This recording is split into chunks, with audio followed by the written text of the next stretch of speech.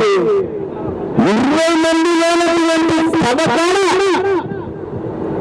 Media ఎట్లుంటది?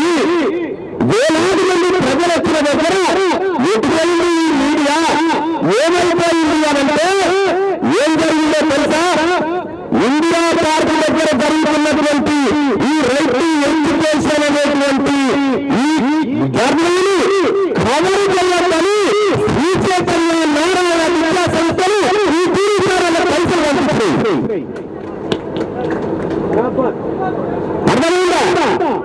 ఎందుకు cover చేయదు అని చెప్తానంటే, ఒకవేళ ఇది ఇన్సిడెంట్ అయితే తెలంగాణ రాష్ట్రంలో రైతు ఎడ్యుకేషన్ ఇన్సిడెంట్ అయితే ఒకే ఒక్క దెబ్బకు 11,88,000 మంది పేద విద్యార్థులకు ప్రైవేట్ స్కూళ్ళలో ఫ్రీగా చెప్తున్నారు.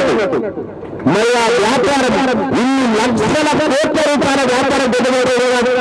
అందుకోసమని ఇవాళ ఇందిరా పార్క్ దగ్గర జరుగుతున్నటువంటి ఈ కార్యక్రమానికి ఏ టీవీ ఛానల్లో రాదు. ఎందుకు రాదంటే వాడు అడ్వర్టైజ్మెంట్ ఆపేస్తాడు, వాడు ప్రకటన ఇవ్వడు.